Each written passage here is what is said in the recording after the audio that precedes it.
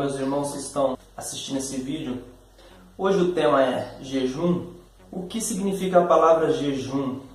Não é abster-se de alimentos, mas em se tratando das coisas do nosso Pai e das coisas espirituais, a qual as religiões só interpretam fisicamente, vamos começar a explicar então sobre o verdadeiro jejum, aquele que agrada ao nosso Pai. Porque as palavras do Salvador, ele diz que são espírito e vida. Então, se você comer ou deixar de comer um alimento físico, isso não tem validade para o nosso Pai. Isso são coisas físicas, mas as coisas do nosso Pai, elas são interpretadas espiritualmente. Colossenses capítulo 2, versículo 20.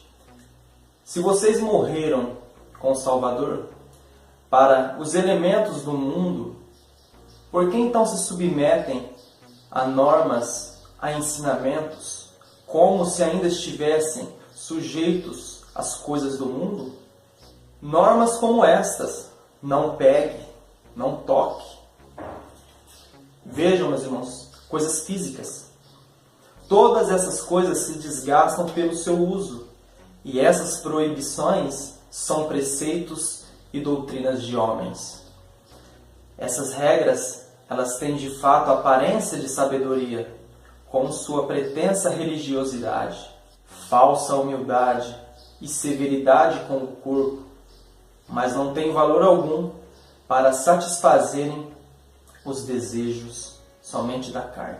Então, quando as religiões ensinam que as pessoas têm que deixar de comer algo físico, alimento, abster-se de alimentos físicos, isso ela só está deixando de fazer pelo seu próprio corpo, o seu corpo físico, as suas necessidades físicas. Então Paulo adverte como que, se vocês querem viver uma vida com o nosso Pai espiritual, mas ficam presas nessas coisas do mundo, coisas que só alimentam a religiosidade, o corpo carnal, a qual não tem aproveito algum.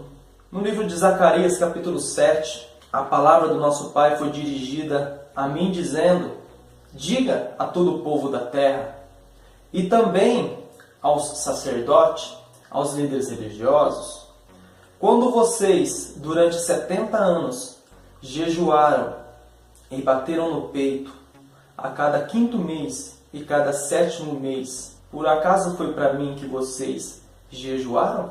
É uma pergunta. E quando vocês comem e bebem, não é para vós mesmo que estão comendo e bebendo?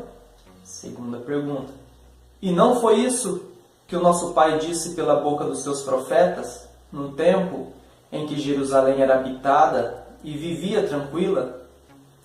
Ela e as outras cidades em volta, quando o Neguebe e a planície eram ainda habitadas? Será que foi isso que o nosso Pai disse através dos profetas?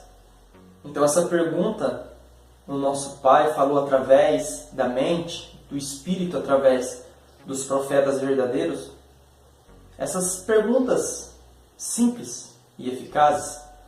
Será mesmo que foi isso que o nosso Pai disse aos profetas para eles ensinarem para vocês? Que quando vocês comem, por acaso foi para o nosso Pai que vocês deixou de comer? Por acaso foi para Ele que vocês deixou de fazer? Versículo 8 de Zacarias capítulo 7. A palavra do Pai foi dirigida ao profeta Zacarias nesses termos: assim diz o nosso Pai, façam um julgamento verdadeiro, a cada qual trate com amor e compaixão com o seu próximo, e não oprimam a viúva, o órfão, o estrangeiro e o pobre.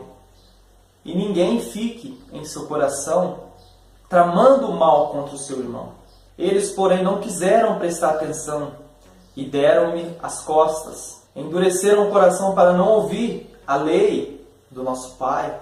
Lembra? A lei do nosso Pai, os 10 mandamentos, que o Messias resumiu em amar o Pai e amar o próximo. Eles recusaram a ouvir esses mandamentos. Eles recusaram em obedecê-los. Então eles ficaram abusando das pessoas, aproveitando das pessoas. Endureceram o coração para não ouvirem a lei do Pai e as palavras que Ele tinha ensinado através do teu Espírito por intermédio dos profetas.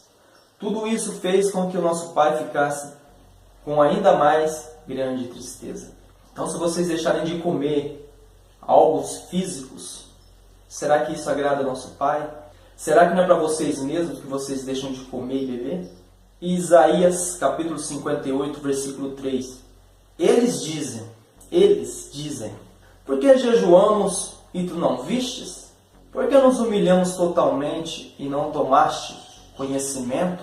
Acontece que quando vocês estão jejuando, vocês só cuidam dos seus próprios interesses e continuam explorando quem trabalha para vocês. Vejam, vocês jejuam entre brigas e discussões, dando socos sem piedade. Não é jejuando dessa forma que farão chegar lá em cima a voz de vocês? Vejam o jejum que eu aprecio. O dia em que uma pessoa procura se humilhar não deve ser dessa maneira. Curvar a cabeça como se fosse uma vara, deitar de luto na cinza. É isso que você chama de jejum? Um dia para agradar o nosso Pai? Será que é isso mesmo que o profeta Isaías disse? E que as religiões estão ensinando? Quando separar um dia de jejum, abaixar a cabeça, deixar de comer, ficar fraco fisicamente e ficar ali quietinho? Será que é isso mesmo, meus irmãos? Será que eles estão ensinando as coisas certas, essa verdade? Será que foi isso que nosso Pai disse através dos profetas, através do Messias e dos apóstolos? Pare e pensem, meus irmãos. Versículo 6. O jejum que eu quero é este: acabar com as prisões injustas, desfazer as correntes do jugo, pôr em liberdade os oprimidos e despedaçar qualquer jugo pesado, repartir a comida com quem passa fome, hospedar-se em sua casa os pobres que não têm abrigo, vestir aqueles que se encontram nu e não se deixem de socorrer ao seu próximo. Se vocês der o seu pão ao faminto e matar a fome dos oprimidos, então a sua luz brilhará nas trevas e a escuridão será para você como a claridade do meio-dia. Então, será mesmo que as pessoas estão fazendo o jejum verdadeiro do nosso Pai ou não? Porque o jejum verdadeiro é se abster-se, não de alimentos físicos, mas de coisas ruins contra o seu próximo, deixando de socorrer os necessitados, virando as costas àqueles que precisam de ajuda, abster-se da corrupção do mundo, coisas que não agradam ao nosso Pai. Ora, não sabeis que o amor ao mundo é contrário às coisas do nosso Pai? Então, quando o Salvador, o nosso Messias, ele disse para os apóstolos, olha, essa casta, ou seja, esses demônios, eles só saem com oração e jejum. Mas qual é o jejum que ele estava falando? Qual é o jejum que ele estava ensinando?